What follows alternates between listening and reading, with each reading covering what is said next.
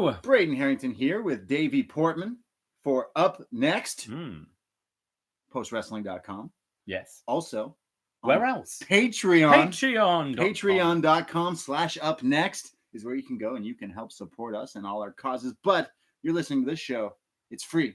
Postwrestling.com or iTunes or Apple Podcasts, whatever your No BS. No BS. Yeah, no BS. Yeah, that's right.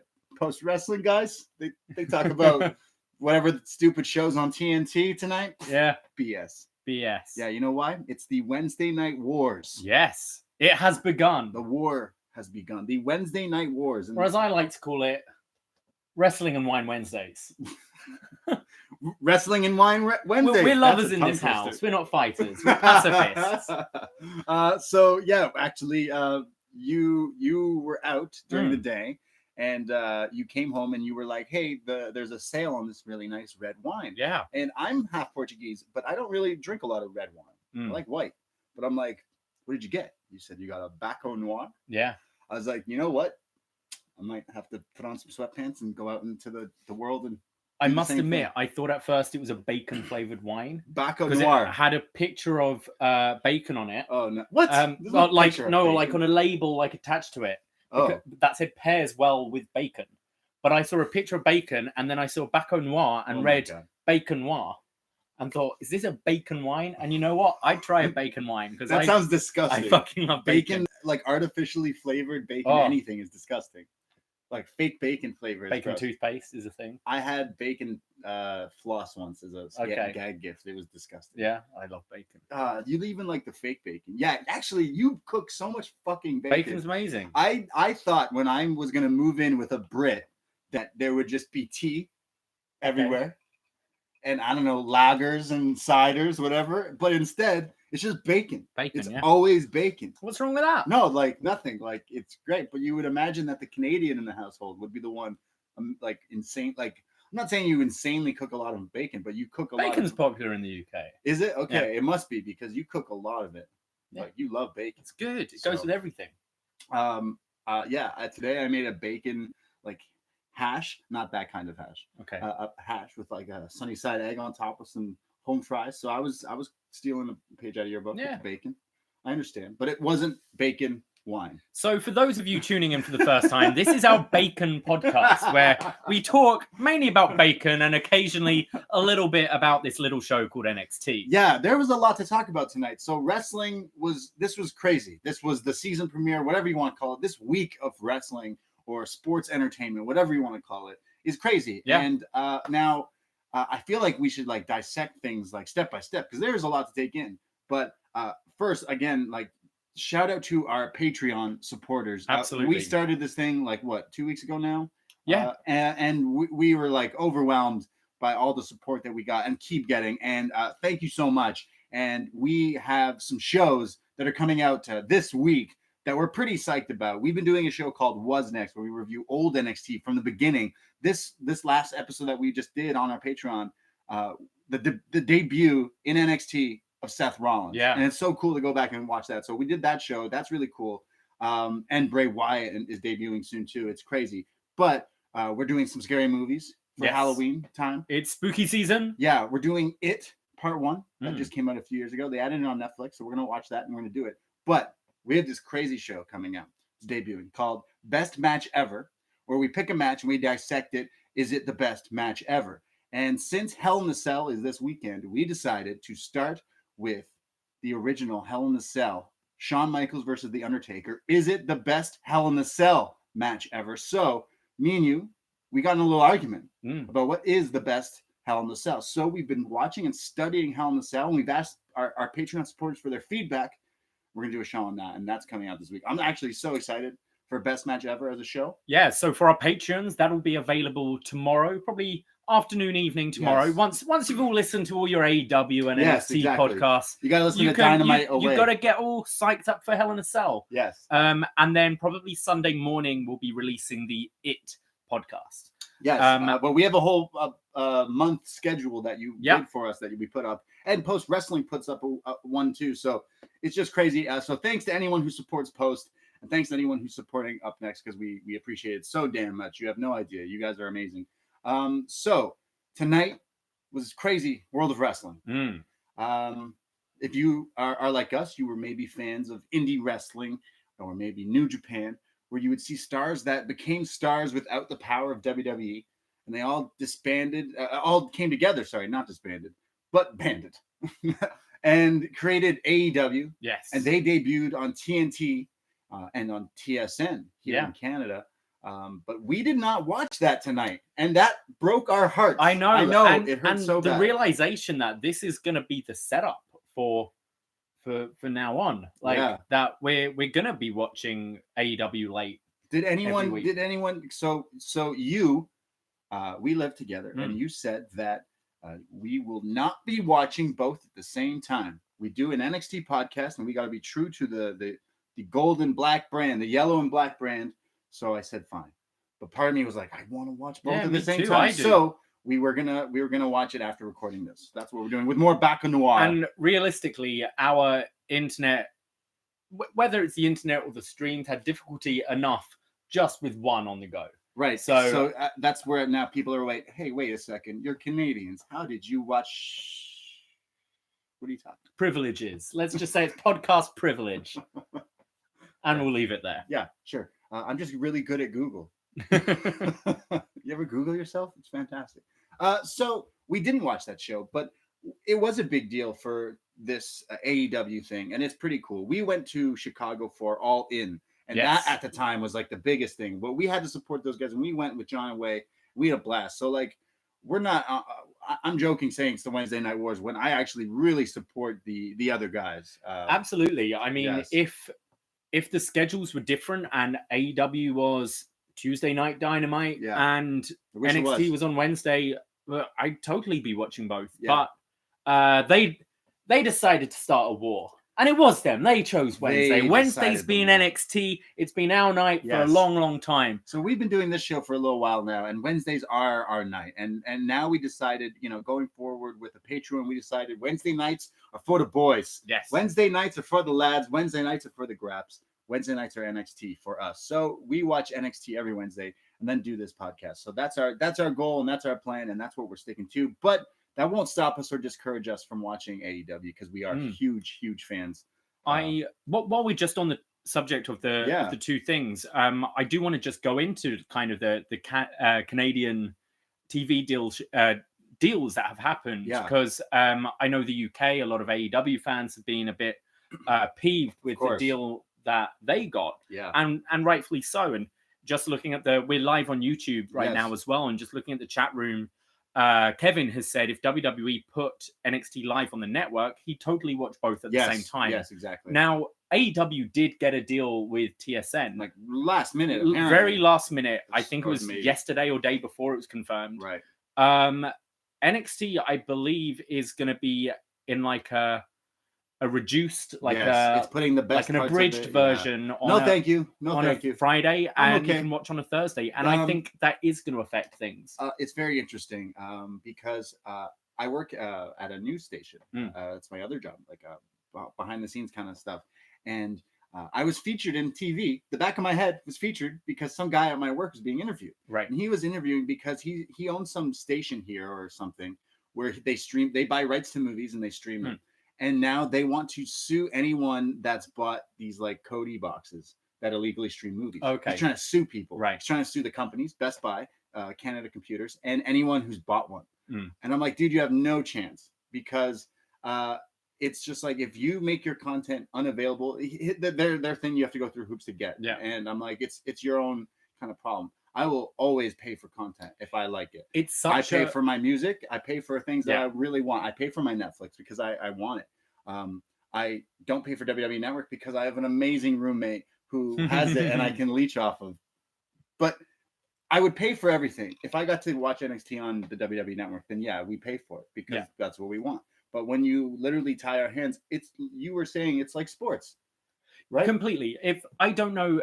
Okay, we all know it's predetermined, but it does still have that sports aspect where you want to see it within that day. And sure, I remember when I lived back home, if there was a big, if Arsenal were playing or whatever, and it was a big game and I knew I couldn't be there, I'd DVR it, but be on radio silence for a couple of hours till I can get home and watch it. Stay off Twitter. You're not going to hold off for 2-3 days. Yeah. Once it's gone, it's gone. 2 days is too long. It's too long. A day is like long. A day is too long. Right, especially like this new schedule where there's wrestling every day of the week. But it's crazy to be a wrestling fan, and it's really cool. I'm just super excited to see. But I found that WWE was like here with NXT was really trying to hit you over the head with stay with us, watch us. Yeah. Anything. They threw everything in this episode. For if you live in USA. Yes, for sure. Exactly. Yes. So by any means is what I say. Watch your wrestling and just enjoy it. I don't know. I did get a message from a guy called Gareth who runs the Grapple app. Yes. Because he in the past has really nicely given us some kind of ratings and stuff during takeovers. Yeah. So I hit him up earlier and was like, I'd be interested to see what's happening with tonight. Right. And he messaged me earlier saying, you know what, I don't think it's going to be worth it because we really don't have that many NXT ratings through today. Okay. It seems like everyone's watching AEW. Sure, I think the so AEW probably I'm really interested to see what the rating will be when it comes out on. I mean, John and Way will announce it on their Cafe Hangout. But postwrestling.com. I'm going to call it now. I think AEW won tonight. Okay, so NXT did amazing numbers for NXT. Last 2 weeks, new wrestling on USA. Over 1 million people watched for the past few weeks. I think that if NXT were to beat AEW this week, and at this point of recording this show, we do not know because NXT just aired. They both just aired. But I think if AEW were to lose in the ratings to NXT, it would be a real like, oh, okay, interesting. But it's week 1. I think there is that interest of. I think AEW won as well. I think you're right. Yeah, that's I think everyone's watching NXT right now by any means. Probably, somehow, absolutely. Somehow. Yeah, and especially if it's this one's on TV right now and the other one's on the network tomorrow. Yeah, okay, exactly. So both nights of wrestling, both wrestling on the same night. It's crazy. It's amazing. It's what a time to be alive as a wrestler. What a time to be alive. So I guess we should talk about NXT because that's what we're here to do. There were some dark matches before they went live on USA. We got to see Rinku Singh and Saurav Gurjar beat two jobbers essentially. I'm not familiar with these two, so they were like some bigger looking dudes. Okay. I saw people posting pictures. And Isaiah Swerve Scott beat Dexter Loomis. Two of the breakout tournament stars. Yeah. So that was pretty cool. I got the sneeze so bad, but you know when you have to sneeze and like you hold it or you face it or you let it go back down? The worst is when I'm like serving a table and that's happening. Oh. And you've got 3 plates. No. Don't sneeze on the fries. Oh God. So those are the things there. And then there was a pre-show and Triple H was on the pre-show. And Triple H was basically saying, you're going to watch this and you're going to, and we're saying follow that or something along the line. He was saying some it sounded things, cheeky things. He was kind of saying it about Raw and SmackDown as well. Okay. He was saying there was a time you had kind of Raw, SmackDown, NXT, and now they're on a level playing field. And he wants to put out a show. And I think he's obviously he means AEW, but right. I think he means Vince and Raw and SmackDown as well. Like literally follow that. Yeah. What if Cody Rhodes came out on pay-per-view at the AEW thing, and you remember when he broke the throne? The polystyrene throne? The throne with the hammer, which was kind of lame in my opinion. I think so too. Which is now actually in the back of Pro Wrestling Tees. Right. It has a picture in it because it's there. They gave it to them. Wouldn't it be funny if Triple H started tonight's episode of NXT doing something kind of like shooting a dog? Oh my God! Oh my God! No, too far. Wow, that's a heel. That's a heel. Wow, that's too far. Wow, even Triple H, the cerebral assassin, wouldn't do that. I don't think. Maybe in 2002 or 2001, Triple H. Maybe Shawn Michaels would have. He's always going on about Old Yeller, and he loves hunting. Damn, that'd be a way to really get their attention. Never mind the throne breaker. Limited commercial interruptions as well, so it just lingers. Yeah, so anyway. NXT really. I love dogs. Sorry. I know you do love dogs. You're trying to get one, and I don't think we can support one right now. We need that Patreon money to get a dog, but we would have to name our dog after a wrestler. So what wrestler will we name our dog after? It's a hard one. Like Austin, Rocky, Seth. Beaver Cleavage. Is that a wrestler? Yeah, it was Mosh's gimmick. Oh my god! Chaz. Wow, you go to that? Yeah, you go to that. Best wrestler ever. Great. So Triple H was saying basically talking a bunch of shit in a nice, classy way on the pre-show, and I kind of dug it. But let's go into the main chunk of it. Let's go into the meat of this, and we're talking NXT from Wednesday, October 2nd, 2019, live on the USA Network. It starts with a really great video package with the voice of Corey Taylor from Slipknot, the band that is the theme song, We Are Not Your Kind. He says a bunch of stuff over some really cool shots of people training in the Performance Center of NXT in the past, just like everything. Really cool, actually, really well put together. And he says that we are the kings and queens. We are undisputed. This is where we came from. Everyone who comes here, we are an exclusive brand of combat. Welcome home and let it burn. And we are NXT. Really cool intro there. I thought, I'm not even a huge Slipknot fan, but like just the voice, they seem very involved with NXT. Yeah, not just the theme, but we've seen them a bunch, and like at Download, I think they did something together, and which is cool to have a affiliation like that. Yeah, really, really cool. I thought the video package itself was great, but instantly it starts with Mauro Ranallo, the GOAT, the young god, the legend, the MC, Mauro Ranallo. He's introducing, welcoming you to NXT, but it starts opposite. Usually we start, a wrestling has a main event that goes on at the last, and it's the big title match, the big match that everyone's looking forward to, but not this time. WWE with a sneak attack against the enemy on Wednesday Night Wars. Let's start the show with our main event. Let's start the show with Matt Riddle versus Adam Cole for the NXT Championship. Yeah, so this was announced this morning on WWE's new show, The Bump. There were a couple of interesting things that came out of that. One was Seth Rollins just telling Matt Riddle he sucks. Oh, interesting. Seemed to mean it. He said he's supporting Adam Cole tonight. Because Matt Riddle, you suck. Wow. You haven't proved yourself at all since you come into the company. What? You've been running your mouth about all these people who've got established careers. You suck, and put some shoes on. So that was one interesting thing that came out of The Bump this morning. The other thing was Kathy Kelly announced this match was going on first. And on that pre-show, Pat McAfee questioned Triple H about it. And he said, yes, we managed to get this limited commercial interruption thing. So we will be commercial free for the entire first half an hour of the show, which means you'll get the WWE NXT title match uninterrupted. Wow. So some people are like, wow.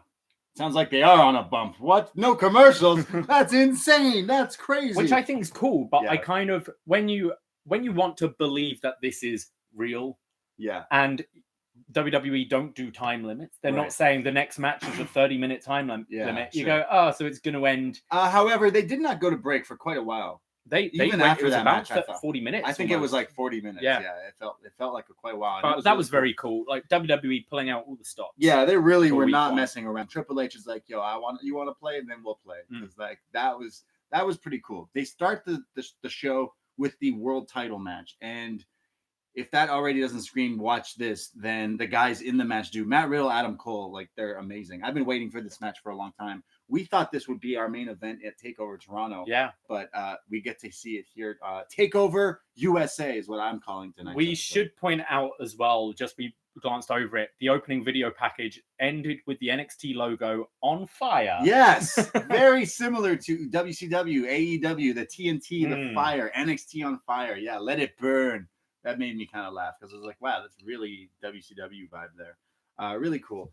But let's start the show with this. Full Sail University here in Winter Park, Florida, was lit. Like they are on fire. It was crazy in Full Sail. The crowd really showed up to support. I think they really did. You could see Izzy in the crowd in the front. She was front row. There was a guy that looked like Eric Rowan about 5. Yeah, I was like, yo, why is he just chilling there? What's he doing? Probably in a metal shirt. It was not him. So this match starts, and Undisputed Era did not come out with Adam Cole to note that he's going at this one alone, guys. Matt Riddle, Adam Cole. The match starts, and they scuffle about, and Matt Riddle goes for the Fujiwara armbar almost instantly. Now he usually uses the Bro Mission, but the Fujiwara has been brought into his. He won the match a few weeks back or last week. 2 weeks ago. He beat Killian Dane with it. He had the it was last week. Right. Did the Fujiwara armbar and then did the bridge, but also took out Adam Cole. And this was the story going into the match, that he actually broke a bone in Cole's hand. Yes. Going into this wearing match. some sort of cast or something. Which casts in wrestling scare me because they could hurt. Like you could knock someone out with this. I just watched that take of I was going to say, we're talking about the best of Hell in a Cell. It's a big story of that match as well. Yes, exactly. So Adam Cole is in the Fujiwara. He escapes almost instantly, but then Riddle hits him with a series of gut-wrench suplexes. Cole fights back. There's an enziguri. Again, the crowd is hot. Adam Cole hits the best move in wrestling, the Ushi-Goroshi. Only a 2 count here. Mauro Ranallo is trying some real interesting commentary here by saying, it's time of pumpkin spice and bags of leaves, but believe me, Riddle doesn't want to be the fall guy. He was on fire tonight. Mauro Ranallo is honestly the best. He's the soundtrack to pro wrestling for me now. Like growing up, JR was my favorite, but you know, people get older and new people come in, and Mauro Ranallo for me is just like the perfect voice for this kind of stuff. So shout out Mauro, you're a real one. Mauro. There's a pump kick by Adam Cole. And there's a part where Riddle keeps getting up, but Adam Cole is nonstop in the attack. And Mauro actually mentions that Adam Cole is a avid scuba diver. Therefore, his cardio is really good. Yeah, that's why Adam Cole is super good at this, because he's he can go forever. Yeah, which I'm I did not know that, and it's very interesting. I wish I could be a scuba diver, but weak lungs. Got the black lung pop. I'm sure Riddle does too. Yeah, so I thought that was quite interesting. I bet Mauro wanted to bring up the weed factor there, but chose not to. Yeah, I just thought that was really cool. So Mauro, again, on fire there. There's a crazy exchange. There's a V trigger that looks like it just busts Adam Cole's face. Hits a V trigger, then a crazy fisherman buster with a beautiful bridge, only a 2 count. And then another deadlift German suplex.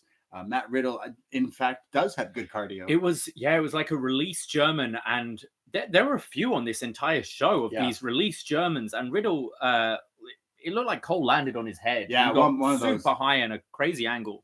Yeah, there was a fireman carry by Riddle, which was then countered into a crazy lung blower, backstabber, whatever you call it, by Cole. And the crowd was just going nuts for this. They were chanting Mamma Mia and everything.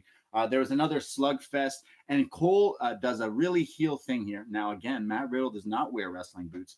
So in a strike fest, Adam Cole realizes he can't outstrike a former UFC fighter. So what does he do? He's so cheeky. He stomps on the toes of Matt Riddle. Wear boots, you idiot. As Seth Rollins told him.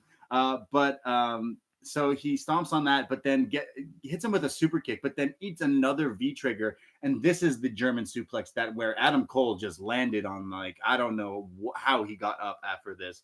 He is hit with this crazy German suplex, release German, where he literally flips over on his neck. Yeah. But instantly gets to his feet and hits my actual best wrestling move of all time.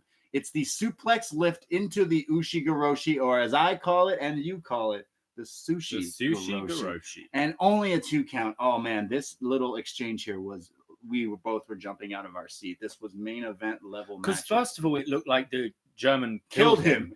And he just got straight back up and delivered this move so quickly, because normally he'll delay it up vertically and then drop on your knee. Whereas he just rolled through from the German and just picked him right up. It was crazy. Adam Cole's wife, fiance, girlfriend, Britt Baker, who was on AEW. I don't know if she was actually wrestling tonight, but Wednesday Night Wars, relationship there. They're battling. Her finish is the Sushi Goroshi. Yes. I don't know what she calls it, but again, my favorite move in pro wrestling. What a move. Cool move. So that's only a 2 count. Adam Cole then basically goes off the apron into some sort of another knee to the face. There's a floating bro off the top, which is the moonsault senton into the knees, though, of Adam Cole. He then hits the Panama Sunrise, the Canadian Destroyer from Adam Cole, but only a 2 count. He goes for the last shot, the back Shining Wizard, but Riddle is too defeated to drop down, and he does drop down. So then Adam Cole's a little pissed off.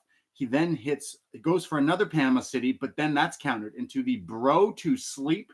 The fireman carry into the kick there. Then the crazy power bomb, but only a 2 count. But then the floating bro connects, only a 2 count. There's super kicks. There's a Panama City last shot countered into the bro mission. And now I'm like, oh my goodness, where will we see a new champion? Because they didn't mention the bro mission for quite a while. It's been a few weeks. They have the new thing. This move could be the one. He's been winning in a multiple different ways, yeah, hasn't he? So, and the camera shot here like did almost like the full shot of everything. And I was like, he's perfectly centered in the ring. This could be it.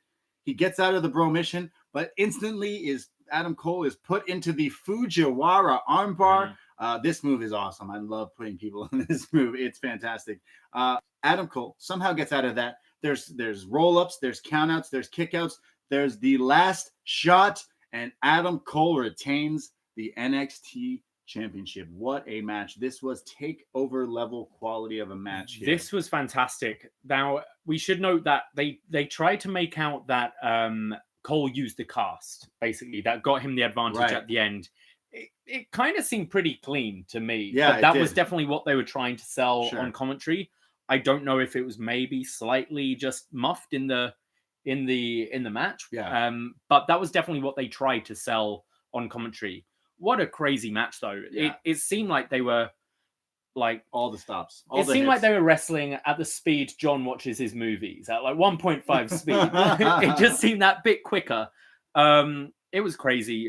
As you say, hats off to both these guys. Mauro's fantastic in these matches as well. Cole's striking is as devastating as Dragon Glass. Was a personal favorite of mine. I think that went completely over your head. I don't even know what you said. It's the thing that can kill White Walkers in Game of Thrones. Dragon glass. How do you make glass out of dragons? With dragons. Oh, dragon fire when you burn the glass. I guess, yeah. Ooh, I figured it out. I don't know. It's all like they mine for it. I don't know. Different show. Right. But yeah, that was a cool line by Mauro. Yeah. Yeah, this match was fantastic crazy. Match. Yeah, Matt Riddle is definitely someone that keeps impressing me. We saw him live we've seen him wrestle on the Indies here in Toronto for quite a while. And then we saw him in New York, and it was Velveteen Dream versus Riddle, right? Yeah. In New York takeover. And that match, like, I was like, huh. I mean, that whole card was amazing, but I'm like, man, this guy is like brings it at a bigger level than I could even thought he did. And every time I watch him, I'm always like, man, this guy keeps getting better and better. And clearly he's got heat with the boys backstage or something. I don't know. So, yeah. And I wonder where he's going to go from this. Here. Yeah, what do you do with this? They could go off with the cast angle, but they could also put Matt Riddle, spin him off into a rivalry with someone else. But either way, I'm interested. But this is not where this ends. Yeah, just before we move on, I did feel Cole was getting more booze than usual. I know Cole and Undisputed are the heels, yes, but they're super over. Cool, and I felt this crowd were very pro Matt Riddle in this one and were booing Cole for all the little shenanigans he gets then up they to. weren't booing this. As Adam Cole is celebrating in the ring with the NXT Championship, some familiar music hits. Finn Balor comes down to the ring. He's in a leather jacket, not the Demon. Comes out the smoke. He does the arm raise thing. Gets the arm raise thing. Not wearing Speedos. No. He's wearing his leather jacket. He comes to the ring. He looks Adam Cole dead in the face. They look at each other, nose to nose. He has a microphone and he says, "Finn Balor is NXT." And then mic drop and walks out. Finn Balor is now in NXT again. And seems to be having his eyes set on Adam Cole in the championship, which is very interesting. And this happened as everyone who was watching AEW may have flipped back and see Finn Balor re-debut here in NXT.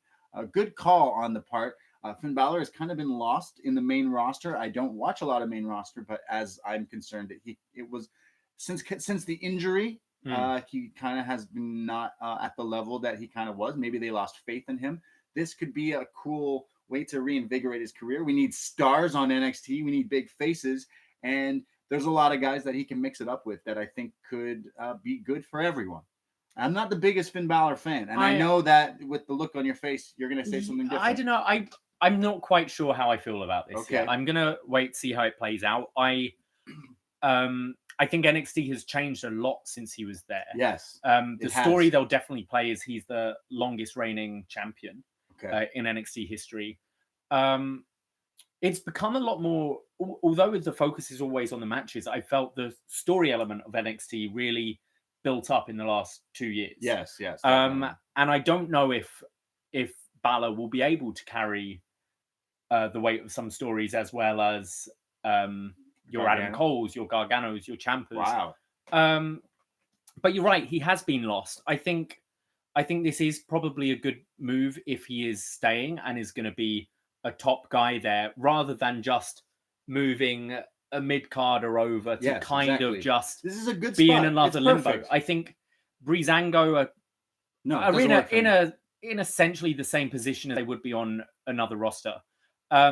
This is precise. This is very smart, and I think it's the right move. I think I'm really interested to see how SmackDown is on Friday, because I think this is the time you need to make 3 very distinct different shows.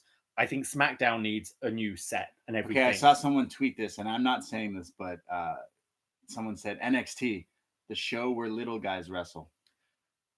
Kind of. Right? I mean, you've got the Cruiserweight Championship there. I think it's the wrestling show. The wrestling I think show. That's how Monday Night Raw is the cuckold show. Because it's I'm Gonna Fuck Your Wife. It's that show. Ooh, I love that show. And I think Friday SmackDown is going to be your big guys wrestling show. All right. So Brock Lesnar wrestling and show. I'm perfectly fine with that if you have 3 very distinct brands. And I think that's how it's going to start off. Mm-hmm. But then in a couple of months, are we going to have just it all fudged again? Don't say that. No, I like how NXT can kind of be like Super Smash Bros. The big hand can go and be like, who do we want now? Okay, Finn Balor. And I think it was the right choice. It's Triple H's boy. Yeah. He's his project since coming to NXT. And I mean, both of us knew of Devitt before in New Japan, and he was awesome. I think there's more for him to happen artistically in the world of wrestling. Like, I don't care about you doing the big Finn Balor Mania matches. We saw him versus Lashley at WrestleMania because he did the demon entrance match was like 3 minutes. It was kind of not that great. I'd rather see this guy have like fun with it and enjoy it. So I think that's what he needs, and I think we're gonna be happy about it. I think it'll be good. Could see though maybe next year NXT being on WrestleMania. Now they seem like 3 brands. Sure. I still want to take over. And when people keep saying, "Oh, when Vince goes, I can't wait to see Hunter take over it," I think what they're offering is now variety. And it's if you want this kind of product, you watch on Wednesday. Yeah. If you want the crazy soap opera shit, you watch on Monday. Yeah. And there are people that like that. Right. I mean, I'm not one of them, but you'll see those people like, "Oh, did you see what happened with Ruth? It was so funny, man." And you're like, "Cool, okay." Yeah, not there's an audience for it. Yeah, sure, I guess. Well, there's an audience for this guy's next promo here. This is quite an interesting promo. The Velveteen Dream. Welcome to USA Network. The last time we saw him, he lost on the debut of USA. He was injured. Yes, so now he's out. Quote. He's got a new couch. Still got Brandy Lauren, I think. She was in the background there. I wish every new couch came with Brandy Lauren. I would buy a purple couch. It looked great. The Velveteen Dream, he's going to cut a promo. He's like, "Can you feel it? Can you feel it? Can you feel it? Can you feel it?" He says, "Hey, Blondie, can you feel it? I bet you can feel it. Do you feel it? It's the VDE." Yeah. Now, we call ourselves the BDE. The Braden Davie experience. Yeah. In the Braden Davie estate. Yeah, the BDE. What else? Braden Davie Entertainment. What else? Nice. I like that. Yeah. What else would you call it? But the VDE. Now, the venereal disease. Oh, boy. Experience. Oh, boy. With that couch as well. There was like purple lights, which is very dangerous to be around any couches. Trust me. You don't want those dark blue lights. What are they? Purple lights? Black lights. Yeah, black lights. They reveal all. Yeah, they reveal all. Velveteen Dream. Velveteen Dream says that he is the Velveteen Dream experience, and that he is the climax of life.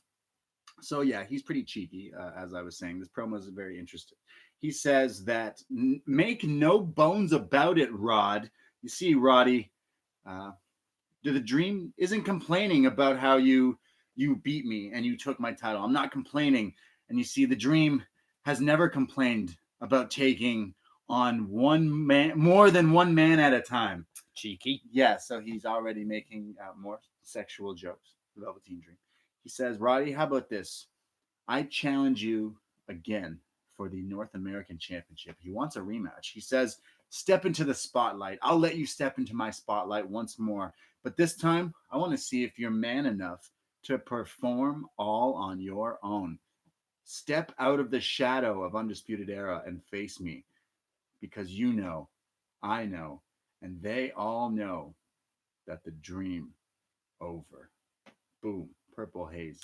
Yeah, I feel Roddy's character is still like a bit of the outcast. I'm a dad. And he's now, well, he's a bit of the like the last jock to get the girlfriend. Do you know what I mean? Wow. And he's finally got the title, but he didn't really do it on his own. And I think that could, like, Dream could play with that. And yeah, I guess he's getting the mind games. The mind games. Until Roddy sets Brandy Lauren on fire. It's like Kyle Lowry. Like, we wasn't shit until fucking Kawhi comes in. Adam Cole comes in. Roddy's doing good. Yeah. No, I think Roddy's great. But yeah, this is interesting that they go that route. I would like to see a rematch of that. I think so. I think there's more to get out of this, and yeah, it gives both these guys, who I find very entertaining, something to do for a bit. Yeah, definitely. I want to see more Dream, more Roddy on my NXT. They're two superstars I really like. I've been following Strong since Camp Strong, man. He's the best. I need to see more of him. Next week, they announced that there is a Cruiserweight Championship. Drew Gulak will defend against Lio Rush. That is next week live on NXT. But stop the presses. It's time for the real main event here. Io Shirai comes out. The Joshi Judas. Why isn't that on a t-shirt? I would be buying it already. I would be wearing it right now. The Joshi Judas. Io Shirai. Now, I love her since she's turned into Emo Shirai. Yeah. The music. I actually tweeted WWE Music Group saying, "Where's the Io Shirai release?" It's been out a while now, and like other stuff, we've already got the Fiends. The Fiends right away, the Fiends came out instantly, but Io Shirai's isn't. Yeah, like come on, let's go. I need it. It sounds like music you would hear at a club in the movie Blade. Yeah, it's like it's cool. It's lit. The whole entrance is cool. Yeah, her whole entrance is well put together. And she's the greatest women's wrestler of all time. So the Joshi Judas is going to go one-on-one with Mia Yim. Yeah. Very interesting. So Mia Yim. And this wasn't announced beforehand. No, it was not. No, it was not. Mia Yim and Io Shirai were both in the number one contenders fatal 4-way for the women's title, but they did not win. So they're going to have a match here tonight. Now, the last Mia Yim had an opportunity at Shayna Baszler at Toronto TakeOver, and a lot of people were kind of let down with that match. I thought it was a little just not what I was expecting. But here I thought Mia Yim kind of was like, you know what? I need to remind people what I can do. And I thought that this is exactly what we got here. So let's go into Io Shirai versus Mia Yim. The match starts off. Mia Yim connects with like a haluva kick type move in the corner there on Io. Io hits like on the outside on the apron, the 619 Tiger feint kick. She starts working the legs of Mia Yim. She does a classic like Kota Ibushi style. Io Shirai does like the moonsault onto or like drops down with the knees. Well, she did. Alexa Bliss and Kota Ibushi do it where it's like a backflip into it. She did a long handstand. Yeah. And then came down with speed. It looked really nasty. Yeah, Io Shirai with the knees there. Io Shirai then hits a flapjack like Okada does. Or if you've been listening to our Was Next show, the Ascension in NXT originally were two different people than the Ascension now. Yeah. And their finisher consisted of this move, the flapjack, called the Downcast. You could listen to us talk about it on our Patreon. Go listen, because we fucking ripped that move. And I hate the flapjack. Even though when Okada does it, I'm like, can we not do a different move? But Io Shirai hits a flapjack here on Mia Yim, only a 2 count. Then Io is about to get like suplexed or something, and Io counters and lands on her feet almost like it was nothing, like light work, because she's the genius of the sky. But then instantly runs into a huge overhead belly to belly. Looked great. There's a crazy Hurricane Rana by Shirai, only a 2 count. Then the actual 619 in the ring, or the Tiger feint kick, if you will. Then this crazy height. Now, I just said she's the genius of the sky, but like this girl can fly. This woman can go so high. She gets higher than me before I watch NXT. And like she flies and hits this crazy springboard drop kick. Just beautiful. Only a 2 count. Mia Yim starts fighting back and then hits the code blue, which is essentially the code red. Only a 2 count. Looked great. This match is just like nonstop here. There's a suicide dive to the outside by Mia Yim while they're in commercial. I don't watch like Raw and SmackDown literally. And if I do, I watch highlights or I find it clips and stuff like that. But when they go to commercial here for like what I thought was the first time, they do picture in picture.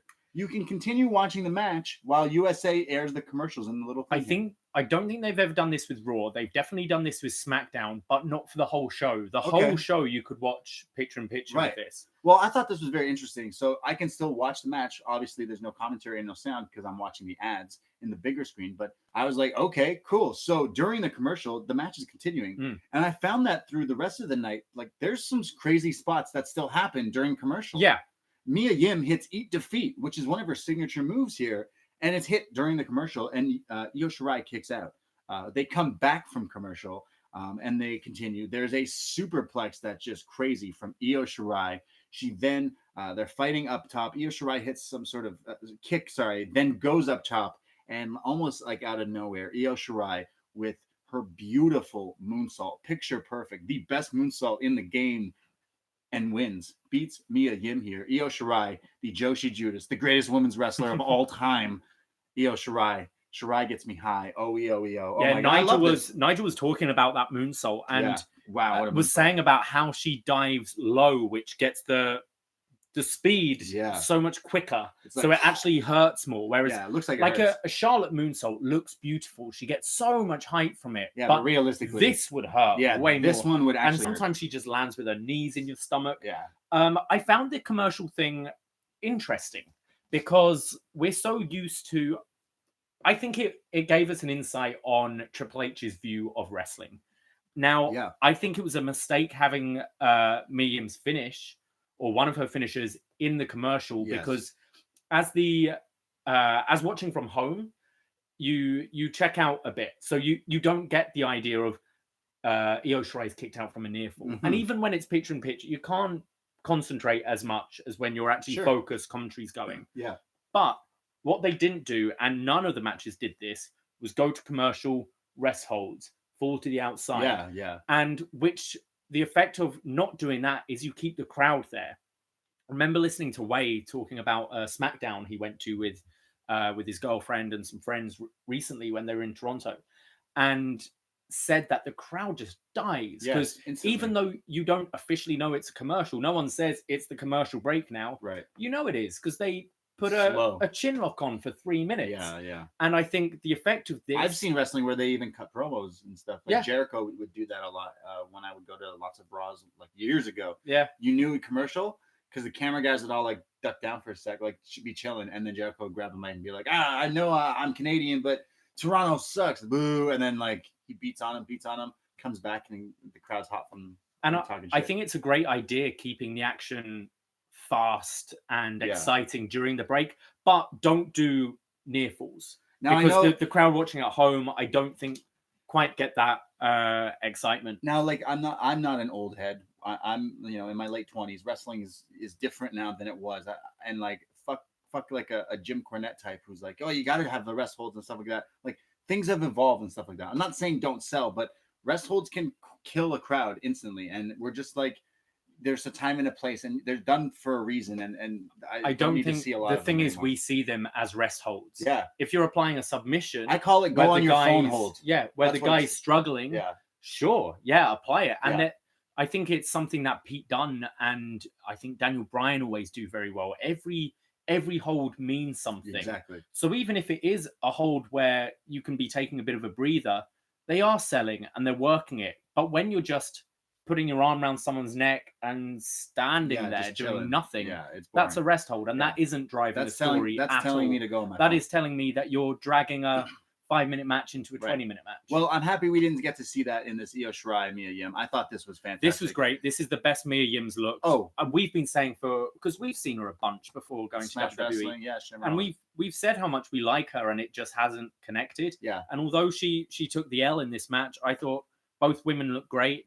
And again, if you're tuning into this for the first time, you see 2 competitive women's matches with a decent length of time in a 2-hour show. It's great, awesome. This would be the first women's match of tonight, and my favorite, Io Shirai. I know we have a Kairi Zane cutout in our BDE here, but I'm waiting for the Io Shirai cutout. Just waiting. I dread to think. Just waiting. Dread to think. Oh yeah, I don't need to go there. So that was great, and I got to see my girl Io. Fantastic. We cut to, you know, when you watch Takeover and there's always someone in the crowd. They're like, look who's here. Yeah. It's Austin Theory. It's, you know, I don't know, people they sign. Well, get this. Hall and Nash. They're invading. Oh my God. They're just there in the crowd. Too sweet. For life, baby. For life.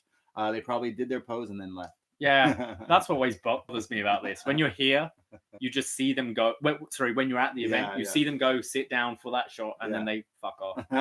And they definitely weren't watching NXT. I'm sure they were. I'm sure they were. All their boys that were there working on it. Sean, Triple H, they got it. They got support. So I think they were.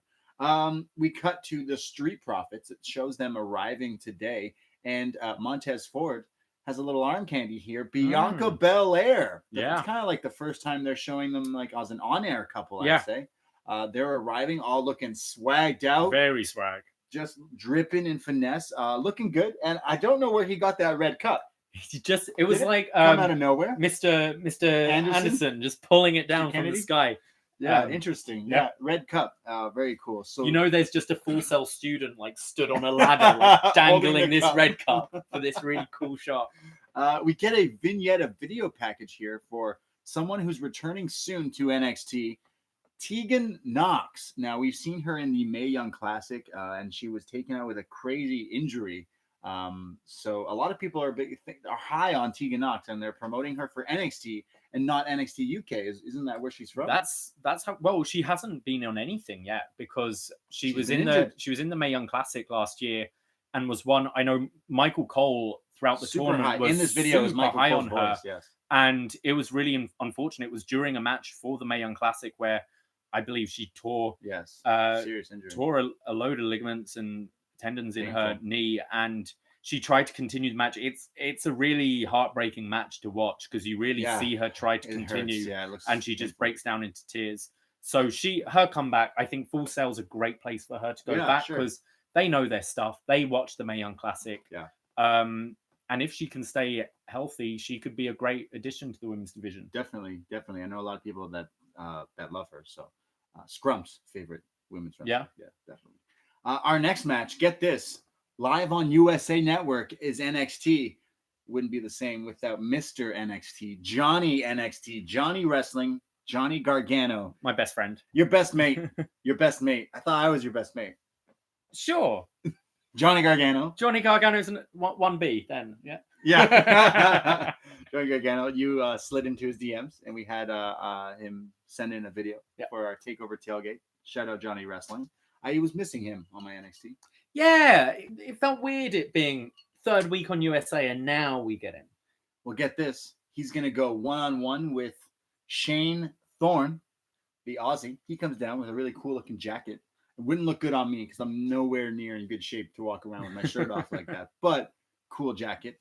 Australia is really hot, but they love things that are like warm and furry. They love the fur. They love their Uggs. Like, why do you need to wear? I don't understand Aussies wearing Uggs in like the summer. I'm going to get heat from an Aussie, guaranteed. But, like, I know an Aussie that lives in Canada and they wear Uggs here. Why do they wear Uggs wherever they are? But doesn't it get, like, 16 degrees in the winter and it's really cold? Shane Thorne turned an Ugg into his jacket thing. Yeah. That's where he got the fur there. So I'm actually looking forward to this because Shane Thorne's been... It's been impressing recently. Yeah, this is kind of a sleeper hit here on NXT, I would say. And Johnny Gargano does not miss. He's kind of like... We're not sure is he staying with NXT, and that's what he's made it sound. He's got his NXT for life thing, and his new shirt that says that. So, like, Johnny Gargano is clearly a character that we will see staying here as a main playing character here in NXT. I feel they're going to keep him away from the title for a while. Yes, we all know why. Well, we'll get to that later on. So let's go. Johnny Gargano, Shane Thorne. I call him shirtless Shane Thorne because he was always never wearing a shirt in any of the talking that he was doing the past few weeks. The match starts off. They scramble around. Gargano is just every time they get in a grapper, and he goes counter for counter on everything Shane Thorne is doing.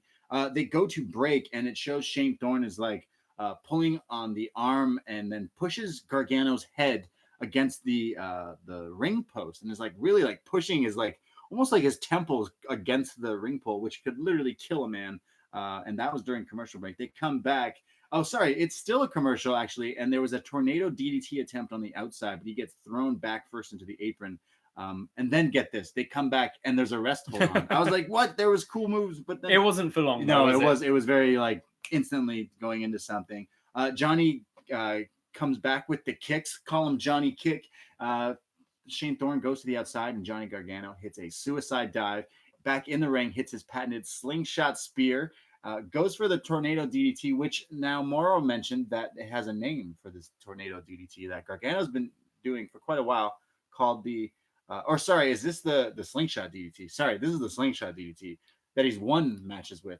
The Thunderstruck DDT. Right, yes. That's taking two AC/DC songs and putting them together. Right? Cool. Not Dynamite, but Thunderstruck, right? Cool. So there's that, but he gets blocked, and Shane Thorne hits this like leg lariat, and then the cannonball. And I think Shane Thorne has the best cannonball. A lot of big guys do the cannonball. He dives hard. He like jumps vertically. Yeah, it looks really. He looks really cool when he does this cannonball. Like watching him do a cannonball into a pool would be majestic, because he could probably do some crazy shit. Watching Ricochet do some flips into a pool would be really cool. So he gets a 2 count. With the cannonball, but then goes and hits a high angle power bomb here. Now they said the name, and like I couldn't really get it. We missed it both times. Yeah, but it's like a last ride with one arm. Yeah. There was mentions of Kenta Kobashi using this move, or someone else using this. Really cool move. Crazy. The replay here, they played a bunch, but really high angle power bomb from Shane Thorne looked amazing. Shane Thorne keeps hitting like a series of like crazy uppercuts and strikes, and it's really cool. Hits like some sort of like Yakuza kick, but Gargano fights back, hits a giant clothesline. Gargano then fights back and gets into the satellite, spinning around, lands on his feet, eats a roundhouse, but somehow counters and hits a poison Rana, then sets up, quite interesting, to maybe foreshadow the rest of the night, because he does the classic DIY pose. He's tuning up the band, as Morrow said, and hits a huge super kick and pins Shane Thorne just like that. This was, like I said, a sleeper hit here. Don't sleep on Shane Thorne, because this guy has been through it all, kind of, and he's still here. And now I feel like the time is here. Yeah, I thought this match was great. Yeah. Shane Thorne with a really good showing. I never really saw it before, but he reminded me a lot of Matt Riddle in this match. His style is very similar kind of. Okay. Not like a huge guy, but definitely bigger than Gargano here, doing some really cool kicks.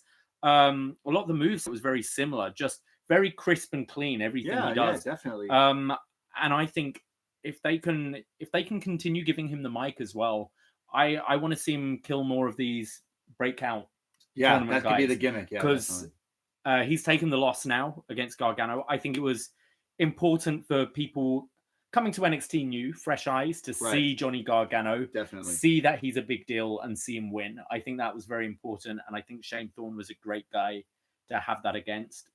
Yeah. I mean, Johnny Gargano is the best. Gargano, similar to Riddle, I can kind of see them just chilling on for a bit, but he's going to be there. He's always going to be a priority, but I think it's important for his character to take a rest from the title scene. Definitely. So, because the crowd were already turning on him in the last couple of takeovers. Yes. So I think this is cool. Just have some good matches. Be Johnny Wrestling. Your time will come, Johnny. Yes, we will. Hopefully, things will get interesting now. But then we go to our next match. Johnny Gargano's wife is actually wrestling. She's in a match contending for the NXT Women's Championship. Candice LeRae versus Shayna Baszler. Now, Candice won the Fatal 4-Way. Now she gets to fight Shayna here on live on USA Network, and everyone's expecting some big things here from this women's title match. Second women's match of the evening, and I don't know if correctly, but I think this was going up at the same time AEW had a women's match going on, that NXT had a women's match. Oh, was it during the Nyla Rose Rio match? Okay, that's cool. So this match starts off. Shayna Baszler's had quite the reign here, and there's been a lot of speculation of like, where is she going to leave NXT? Is she going to move away? Well, we're going to find out right now. Candice LeRae really impressed at TakeOver Toronto against Io Shirai, in my opinion. One of my favorite women's matches of all time, especially being there live. I think Candice is stepping it up and like just impressing like next level, like out of nowhere, just hitting so good. And this match starts off, they scuffle and Candice hits a crossbody to the outside. They go to commercial with the screen by screen, split screen thing with the commercial. There's an octopus stretch from Candice, comes back from break. Shayna Baszler is on the outside and she hoofs Candice into the steel steps. Now get this, you know the move where Shayna bends your arm and then stomps on your arm. This time, Candice is laying against the steel steps. Shayna puts her arm, because Candice's arm is kind of small. There's like these little holes where you pick up the steps. She puts her arm in through the step, then like stomps on the elbows into the steps, just looking awesome. Like I can tell where she did it to make it not actually break Candice's arm and elbow, but what a cool. It was a cool spot, very inventive, and sure they did it safely. Yeah, definitely. Yeah, it looked great. Hopefully she's okay because it looks great. So now the story is Baszler working the arm, or I should say, as my autocorrect spell check always says, baller, and then I got to go in. So Shayna Baller works the arm. Shayna Baszler works the arm. She's continuing trying to get it. They then are fighting on the other side on the apron, and what I think, like out of nowhere, Candice with a jumping downward spiral, a jumping complete shot on the apron on Shayna Baszler, and Full Sail just was like, where did this come from? Just crazy. Now get this. On the outside is Shayna Baszler. Candice goes back inside after that downward spiral on the apron. Candice runs and hits a flying cross body to the outside, nailing Shayna Baszler. The crowd's insane. She gets up to her feet, goes back in the ring, and oh my goodness, a second high-flying crossbody from Candice to the outside. But get this, a third flying crossbody from the ring to the outside, just looking crazy. Also, there isn't much space between the barricade and there's something about those metal railing barricades that just look nastier if you're going to land on it, rather than the main roster big black barricades. Safe things, and Candice's face is very close to it on all three occasions. These looked great. These were crazy. Yeah. You gotta be in that's gotta take a toll on you. And each time building the crowd up more and more. The crowd was super into this. We were super into this. Just crazy. Our third one, Jesus, just nuts. She gets Shayna back into the ring, and they're back in the ring. But then Shayna fights back with a huge gut wrench suplex. There's a tornado DDT counter during the break, another break here, and there's a penalty kick by Shayna Baszler. There's a gut wrench into a face plant. Shayna is hitting these crazy strikes and knee strikes, but then there is this like short German, kind of fast release German by Candice. The Karafuda clutch is countered, and LeRae locks in a Karafuda clutch of her own. Shayna finally breaks that, gets to the ropes, but then Shayna locks in like some sort of sleeper in the corner there. There's Karafuda clutches, there's counters. They go up top, and Candice LeRae, as obviously a fan of the Hurricane, have you ever heard of him? Oh, yeah. Hits a top rope swinging neck breaker, which looked beautiful, which looked like it must hurt. Only a 2 count. Shayna kicks out. LeRae hits some sort of like drop down face buster kind of move. And goes for the Cabrada, which is her lion salt, her finish, actually. But Shayna, she scopes it. She moves out of the way just in time to lock in some sort of other clutch. She locks in the Karafuda clutch. Candice fights out of it, gets locked in it again. We think she's going to tap. Can she get the rope? She does not. And Candice LeRae taps out. Shayna Baszler retains. This was awesome. Yeah, Shayna did a very cool thing at the end because Candice is kicking her leg to try and get the rope, and Shayna gets her leg and wraps it round to pull it away, so she's trapped. Yeah. Great match. I thought the end got a little sloppy, which was a shame. Candice kind of fell into sort of a kind of pedigree faceplant thing. Yeah. Which looked a bit messy, and then the Cabrada into the Karafuda clutch transition was a bit sloppy, but the other way, still very, very good, strong match. The crowd were very split. There were new champ, old champ chants. Yeah. I kind of feel we're gonna have the Shayna reign go on for a lot longer. They're gonna beat Asuka's reign. I that might be what they're. Or is she already longer than Asuka? How long was Asuka's reign? Is that inviting Asuka to come back to NXT? I think her reign's already longer than Asuka's. It might be, because it was Asuka's thing was undefeated for so long. So true.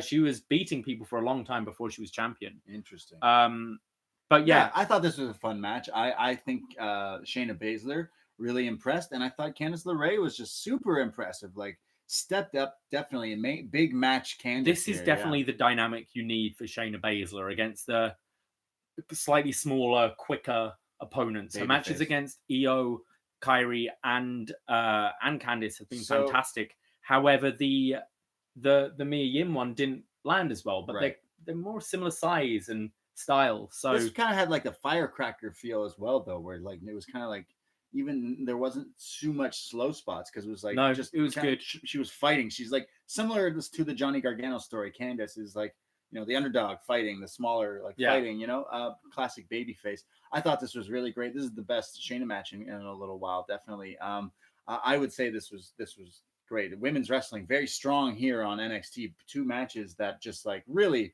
were good. We're so great, actually. Just fantastic to all the women involved. Just loved it. In the room, someone's just said that Shayna is around 331 days as champ at the moment. Asuka was at 521, so quite a way. So be a long time before Shayna takes that. So we predicted that Candice would win. Therefore, I get my Io Shirai beating Candice. Or we were saying that something along the lines of how Ciampa defeated Black for the title or something like some screwy. Yeah. So this is okay because now Io can just take it from Shayna herself. What about Dakota Kai? What about Rhea Ripley? What about Tegan Nox? Exactly. We don't know, but it's very interesting. So all I know is I need to see Io contest for the women's title and take it back because she's this true women's here. But good showing from Shayna and Candice. I love this. It was great. We get a recap from last week of Kushida and Walter. Remember that little fight they got into? Yeah. And then like there was this match without Walter, and then Walter interfered and beat him up. Well, get this. Next week, live on USA NXT, Kushida versus Walter. Nice. So next week we have Rush versus Gulak, which should be awesome. Yeah. And Kushida versus Walter. Crazy. I feel like they're going to try and have some sort of title match most weeks, which is cool. Yeah, they probably will. Yeah. So next week, take my money. Take my money. Kushida, Walter. Wow, what a time. Well, get this. A superstar we didn't know we would see tonight. Pete Dunne. Break fingers. I will break your fingers. It's break your fingers versus a pint in a fight. It's always a night. Yeah. Danny Burch comes out. It's Pete Dunne versus Danny Burch. I didn't know I was watching NXT UK. Well, do you know why Danny Burch wasn't with Oney Lorcan today? No. Because Oney Lorcan tweeted out, in exactly 24 hours, I will be ceasing all communications as I am leaving the United States of America on a quest to find another universe, and I will return in exactly 7 days. May the gods of wrestling have mercy on my soul. Throw it up. Wow. So that's why Oney Lorcan wasn't there. Throw it up. Oni rules. Oni that sounds like he's doing like a bunch of acid or doing peyote in the desert or something. He's probably just going to Canada to wrestle for a week. I think that's what he's saying. I was like, okay, I know what's going to happen. Oney Lorcan's not coming out with Danny Burch here. That means, like, at some point in the match, it's like when Ron Burgundy gets the shell and goes, news team, assemble. And then he goes, oh, nay. And then, and he shows up and he runs down to the ring. That did not happen. But Pete Dunne versus Danny Burch did happen here on NXT. Now, both these guys are from the UK, but they're wrestling here on NXT. Yeah. They're like, screw you, AEW, with your shit UK deal. But can people in the UK even watch this? Was there a deal set with this? No deal. This is just network for next day, I believe. Well, then that. Well, 2 Brits fighting here on NXT. British wrestling. Yes. Crazy exchange off the beginning here. These guys are like super technical. What's with British wrestlers knowing how to wrestle? You guys are great. You guys know what you're doing. It's the British style. It's the British style. They're very technical. They're 2 technical wizards. No Harry Potter mention. Very cool. There's a flying armbar by Dunne, like really early on, just like literally flying, like full spin over rotation, just fucking crazy. We don't see that much from Dunn, but look good, like Kushida level flying armbar, like look crisp. But then Danny Burch answers that with his like out of nowhere crossface. They're going for submission. They're trying to just like one up each other. Then they're going strike for strike. And Mauro Ranallo says that they hit harder than no Vaseline. And do you know what that means? He's not actually meaning actual Vaseline. He's mentioning a diss song from Ice Cube years ago. Oh, of course, that diss song by Ice Cube. How did I forget? Your favorite Ice Cube. Some say the best diss song in hip hop history. Okay. Little knowledge for you there. I'll play it for you later. You'll love it. Okay. You'll love it. No Vaseline. The match continues. Dunn does the elbow stomp on the steps, quite similar to Shayna Baszler's elbow stomp. Dunn does it as well. He does that on the steps during the commercial break. So this was cool. They continue to fight during the commercial, but they go back in the ring. Danny Burch has been watching NXT clearly and sees Pete Dunne breaking people's fingers. So what does Danny Burch do? Well, get this. He stomps on Pete Dunne's fingers. Yeah. He's like, I'll break your fingers. Yeah, Brits hate fingers. Apparently, you know this. British people hate fingers. Shit. If you are British, tell me, do you hate fingers? Like, why? What's going on? So Danny Burch now breaking the fingers of that. He's stomping away. There's a huge, amazing looking power bomb. He just dumps him there. Pete Dunne does his classic Daniel Bryan-esque backflip in the corner over the top where he backflips over you, moonsaults over you. Goes for that a few times. Get this. He goes for the backflip attempt again, but Danny Burch scouts it, moves back forward as Dunne lands on his feet. Burch headbutts the back of Dunne. Yeah. I know you hate headbutts in wrestling, but this looked cool. It was a cool spot. Burch does a headbutt save. He's no Shibata. Yeah. Look great here. There's then a pop-up power bomb. There's knee strikes. And now when Oney Lorcan and Danny Burch wrestle as a tag team, their finish is a wheelbarrow, like an assisted high-angle DDT. So Burch puts Dunne on the ropes hanging high, a rope-hung DDT. I bit here. I thought Burch was taking the win, but Dunne kicks out. There's now a slugfest. They're going back and forth. Dunne counters a strike, and get this. He says it. I'll break your fingers. And he breaks the fingers, does the finger snap. He connects with the pump handle into the bitter end, and Pete Dunne pins Danny Burch in a clash of the Brits here. I thought this was a little banger. This was a fantastic match.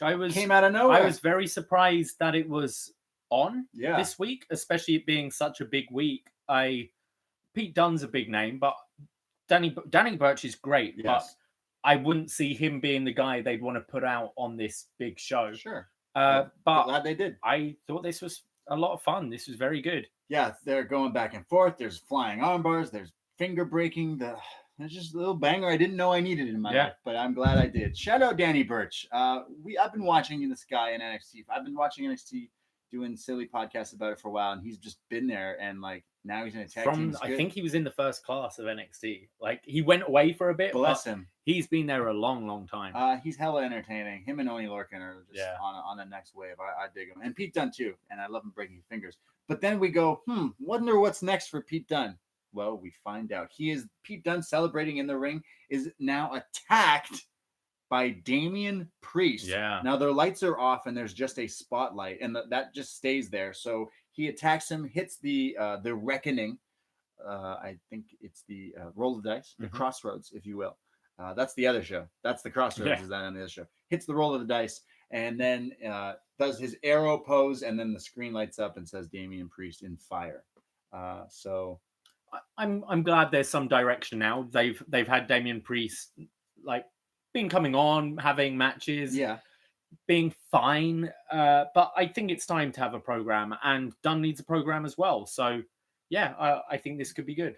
Yeah, I'm kind of guys. Yeah, I'm kind of interested, but I would say this was the lull of the show for me because he's not someone that's caught my attention as much. So I thought you saying, "Oh, it was interesting seeing Danny Burch." I thought it was interesting seeing him. But I'm glad they're doing angles because this is something that the last 2 weeks on USA there've been 0 promos, 0 angles, great matches. But they had the Velveteen Dream promo earlier. They had this, so it's still limited, which I like. I like just short and sweet. Cool. You've kicked him in the head. You want a feud. Awesome. Yeah. now have great matches. He's gonna break his fingers. He's gonna. How is Damian Priest gonna do archery? archery? Fire a bow. Yeah, what are you gonna do? You need to get these two. You gotta your index and your middle finger. Break them. Break your fingers. I wonder if Damian Priest was part of the Jeremy Renner app. I wonder if he had it. You think Damian Priest had that Jeremy Renner? Have you seen Jeremy Renner's new commercial? Where he's, trust me. He's like in a Jeep and then he plays a concert. I didn't even know the Hawkeye has an album. Yeah. What? It was on the Jeremy country music? No, it's more rock, I think. Jeremy Renner. Did you not listen to it when you had the app? Oh, right. Yeah. When you it was on it for free. Yeah. Like when U2 gave away their whole album. If you want to go down a little rabbit hole of weird information in the world of 2019, look up the Jeremy Renner app. Just look it up. Rest in peace, the Jeremy Renner app. Yeah. Damian Priest definitely joined the Jeremy Renner app. We then go next to Kathy Kelly. Queen Kathy. We love Kathy. I love Kathy. I'm aware. Kathy Kelly is with Adam Cole, the NXT champion. He says, look, it's what it is. I'm the best. He says, I won. What can I say? She's like, well, you have the cast. You had the cast, Cole. Yeah. What's going on with that? He goes, look, the cast was there, but I didn't win with the cast. I won with the last shot. She goes, well, hey, what about Finn Balor? He goes, you know what? Screw Finn Balor. He goes, come over here, boys. And Roddy and Undisputed Era, they're all here. He says, right now, we are focused on the prophecy. You see, the prophecy has been fulfilled, but there's still work to be done. Kyle O'Reilly and Bobby Fish, they got to retain, and they're going to retain. So let's get in the zone. Not now, Chief. In the fucking zone. He says, you guys are the freaking best. Let's go. So Adam Cole being a proper, like, I know he's supposed to be the heel, but like, even though he's done his duty, yeah, he's like, all right, boys, it's your turn. This is it. And do your shit. Yeah, I like that. Yeah. I think that's fucking sick. Adam Cole, the cool bad guy, you know? Adam Cole, so hot right now. We then go to our main event, and it was reported earlier or a few days ago that there'd be a special celebrity guest here tonight. Wale. Yes. Your favorite. I love Wale. What a guy. Name a Wale song. We want smoke. This wasn't the song. This is not a song. I will say this was my gripe here tonight. When you announce a rapper is going to come out for an entrance at NXT, they should fucking rap? Yeah, a little bit. Yeah. Okay, I felt the same. I love Wale. Back to bottom. So I loved the opening of this. They're backstage. The three of them are stood there. Looking sick. I thought it looked really cool, and it's one of my favorite WrestleMania moments was when The Rock and Foley took on Evolution. Okay. And The Rock hasn't wrestled since his match against Goldberg. He's been out for a while. He comes back and they're being interviewed. The Rock's doing all his catchphrases and he like pulls back the curtain and he's like, look, and there's like thousands of people out there ready to go. And then his music hits and he walks right out. I always love that sort of seeing you go through Gorilla. Yeah. And the three of them stood there to start with, and then opening the doors to Full Sail, coming through not the entranceway, but like through the crowd. I thought it looked really cool. Yeah. This was a really cool entrance. The beat was playing, bam, bam, bam, bam, bam, bam, the Street Profits, which their theme is lit, but he wasn't rapping. I thought he was gonna do like a little remix of it, but he just went. When I say street, you say profits, and then they're like, Street I was Profits. half He's expecting like, we want the smoke. Gonna go three hands in your air like you just don't care. Like it was the roof. Exactly. It was just we want the smoke. We want the smoke. It was no wrestle and fly. No, exactly. We got to see some like internet rap. I mean, I feel maybe this just came together today, and they were like, he was a hype man essentially, which was fine, and I thought the crowd loved it and were going crazy. All had their red cups. Some of them didn't know what to do with them. One girl really didn't want to party with these guys. So they handed out red Solo cups to everyone in Full Sail, and yes, they came through the crowd. And really cool visual here of like everyone losing it, except literally this one woman in the front row, just arms crossed, defense position. Nope, don't like the Street Profits. Nope, Kyle and his dad all the way. I don't like these red Solo cups. Drinking's the devil. Nope, none of this. We don't want no smoking. What? That's the devil's lettuce. None of that. We don't want the smoke. But everyone here was minus her. Was rocking with the Street Profits with the red Solo Cup party. It looked really cool. So we want the smoke. It was a cool visual. Although they did not rap, I was disappointed in that. But it was still cool to see like a guy like hype them up and for stuff sure. like that. Yeah, it was cool. But Wale was dressed, so they're dressed like ring generals almost, like flashy general stuff, like claret and gold. Yeah, it looked really cool. But Wale was in a Velveteen Dream shirt, so he didn't get that memo. But their opponents come out. The Undisputed Era, the tag team champions here, Kyle O'Reilly and Bobby Fish. Kyle O'Reilly gets the air guitar going. He's the best. Something I noticed he did today, and he probably does it all the time, but he gets his pick out to play it. Like he takes the belt off. Yeah. He gets ready. Sorry, title. Yeah. Gets ready to play it, and he like pulls out a pick out of a make-believe pick, an air pick. and then starts playing. He air picks his air guitar. They call it a plectrum. Is that the word? A plectrum? Is that what they're called? Well, a pluck.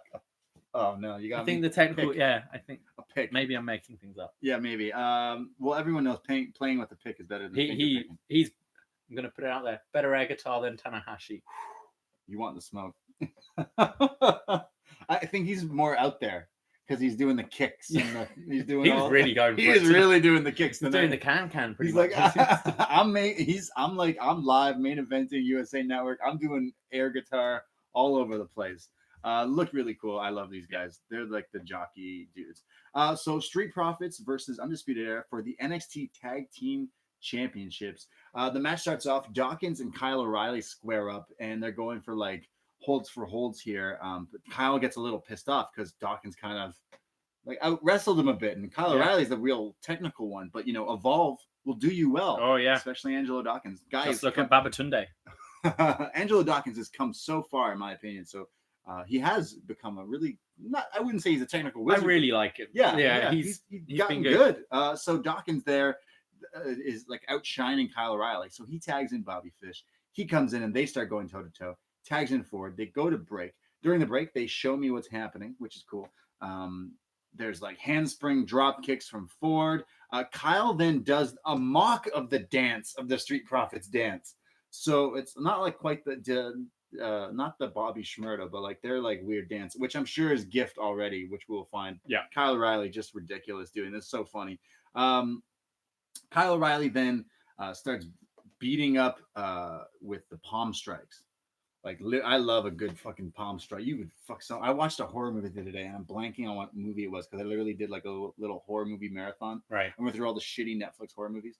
There's this one where like the bad guy finally is like gonna get the main character, and literally how they stop the bad guy is just literally palm strikes. But like it's a violent, scary movie. They palm strike the guy so much that like the new nose is like cracks, goes in and caves in. It's disgusting. So I was thinking of that when I was watching Kyle O'Reilly just the palm strike. Kyle O'Reilly palm striking, hits a snap suplex. Bobby Fish is in. He hits the Three Amigos vertical suplex. There's a double team. Bobby Fish now there's a commercial break. He's working forward. There's like this another snap suplex. They announced now that we could be here all night. We are running long. We're running long. See, AEW, they ended at 10 o'clock. Yeah, I heard this earlier in the day that that WWE got the overrun for 15 minutes for this show, which is very smart. They've been to war before, as I said earlier. They know how to war. They know how to go to war here. So if you watched AEW, it would end, then you would say, hey, is NXT still going? Yes, we are. We're still going. We're still live, Mauro Ranallo telling us. So really cool here. We could be here all night. Fish gets dumped. Then Kyle eats a rock bottom from Montez Ford, showing his appreciation for Dwayne The Rock Johnson. He's going to be on SmackDown this week. There's a hot tag attempt because Dawkins just keeps getting beat. Ford keeps getting beat up here now by both of them. After the rock bottom, it turns to rock bottom for Ford. They keep beating him up. He's about to tag in Dawkins, but Fish kicks Dawkins off the apron. There's a series of like rolling butterfly suplexes, the best way I could describe that, from Kyle O'Reilly. Yeah, this looked really cool. He's a machine. Yeah, like spinning around with the technical stuff here. They Undisputed Era then hit this like their one of their double team wheelbarrow like code breaker into a wheelbarrow. It's similar to German. It's similar to the 1-2 finish. It's like an assisted spike DDT, but then he kicks him back up, hits like a almost high monkey angle, flips him high into a German suplex. like the wheels, the snowplex, and because it was to Ford, wasn't it? Yeah. Because Ford is so springy, he got so much height on this. As I said earlier, some crazy Germans in this. Crazy Germans. And Alexander Wolf wasn't even there.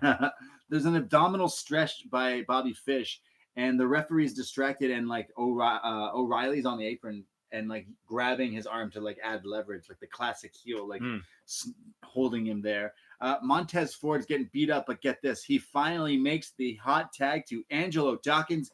He comes in, he is on fire, swinging away lefts and rights, clotheslines left and right, turning them inside out, then hits a bulldog, which sends Kyle like onto Fish, which I think was not on purpose. I think it was inadvertently, but they were okay. I'm not sure because he does a few moves where he like does his pounce onto one into the other. Yeah, true.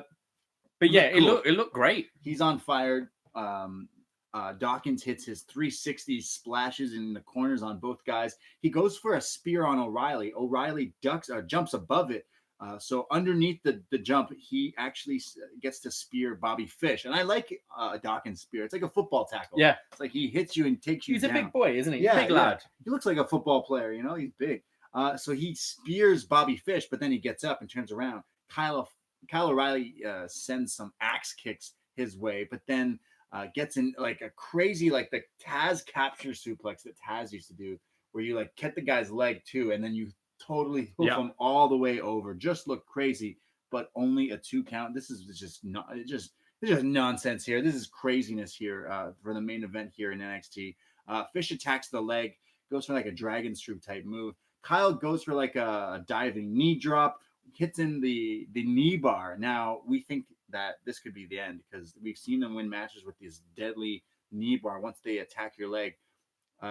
However, before he goes to break it up, Fish puts him in a guillotine. So now both members of Undisputed have the Street Profits and submission moves, and you think this could be it. But Montez then somehow hoofs themselves into the other guys to break up all the submissions. Really cool looking breakup here. Then there's an attempt of a dive from Bobby Fish, but he misses, and which allows Montez Ford to frog splash him. And this is where we bit.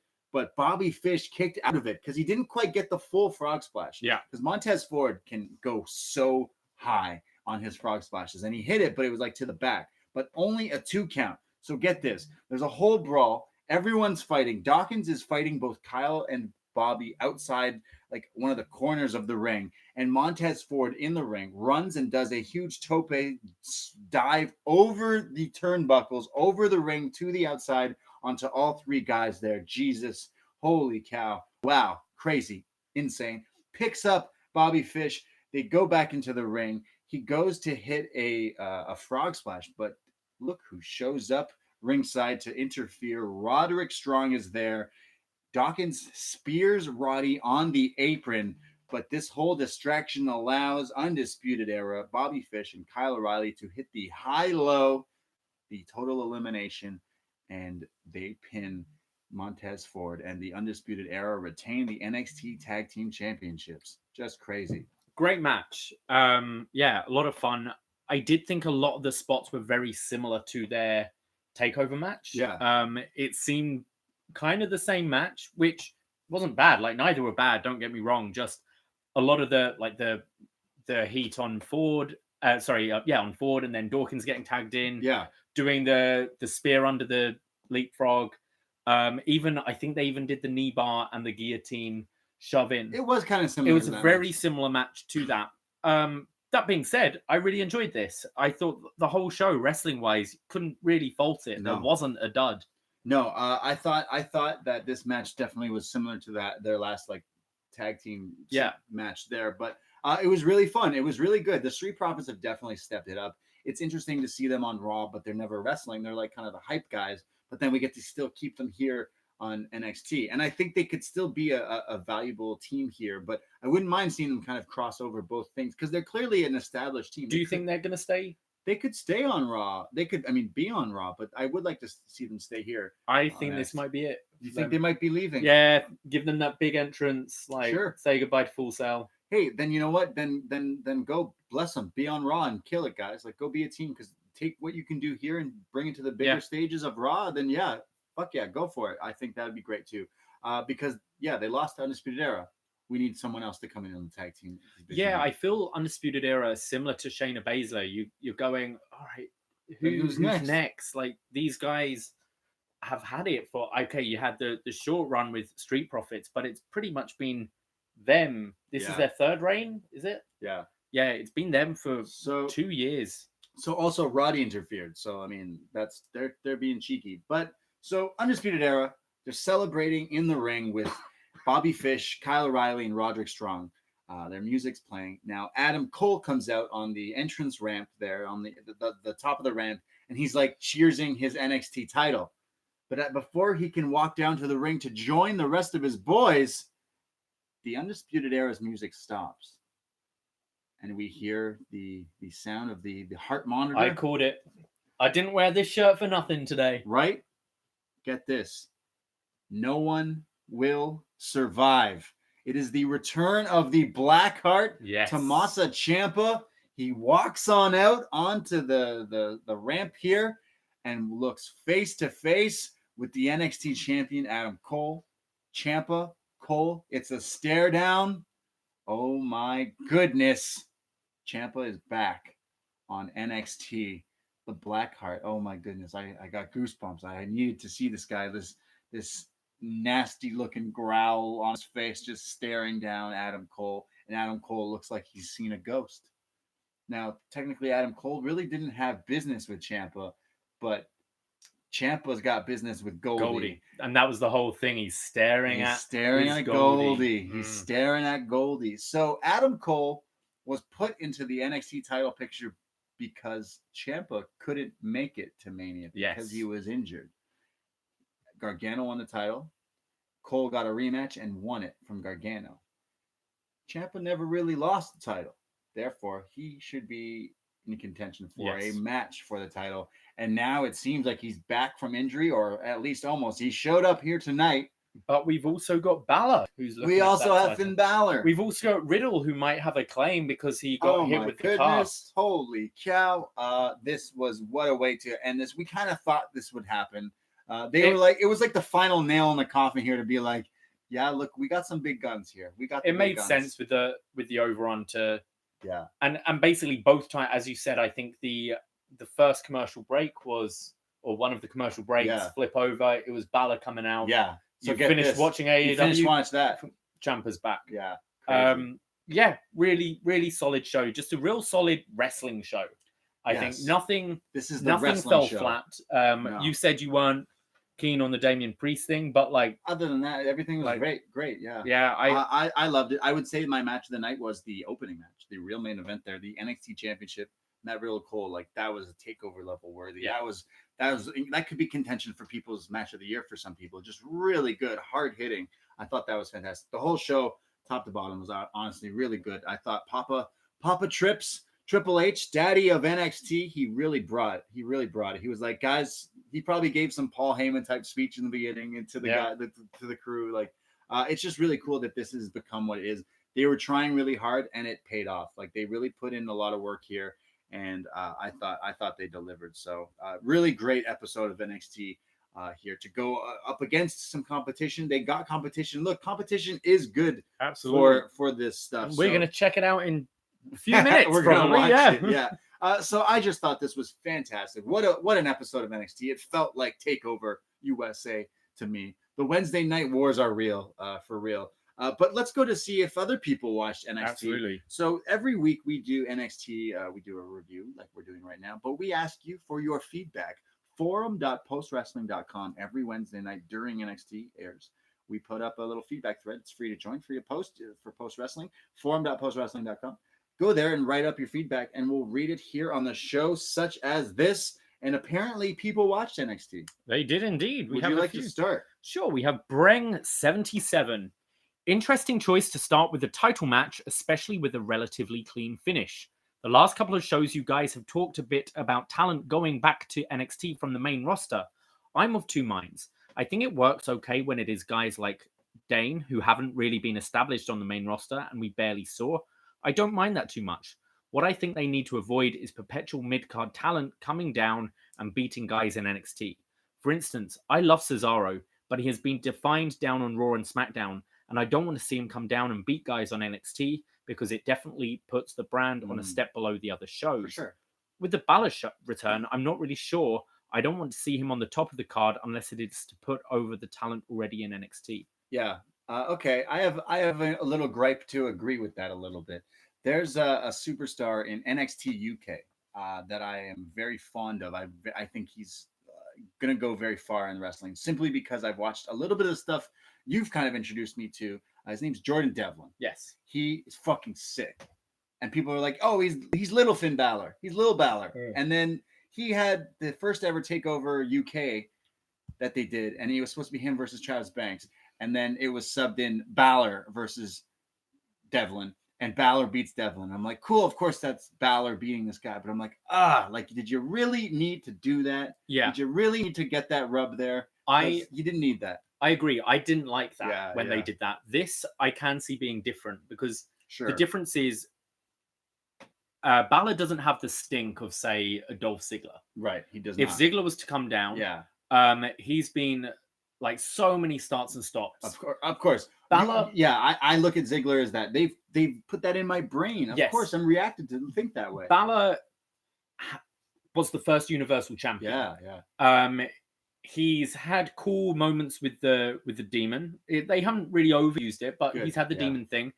He had a great match against Brock Lesnar. Sure. I think he's been underused rather than like overused, like a Cesaro and a Ziggler and people who are talented wrestlers, but you just can't take seriously anymore. Sure.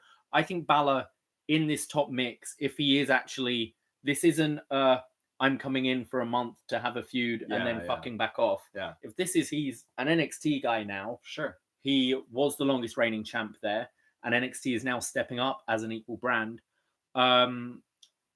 I don't view it as the same way as I do a Cesaro or a Breezango. That's why it seemed different. It seems different, and I think it'll work well. I want to see him tied up with a bunch of people in the NXT. Yeah. It already has your attention. There's so many now week to week matches on USA that we can get so excited about. Adam Cole versus Finn Balor versus Shane Thorne, Finn Balor versus Gargano. There's so many now possibilities. Just welcoming there. I'm interested in seeing where it goes. I think he's got a time. Also, he's going to be here all the way.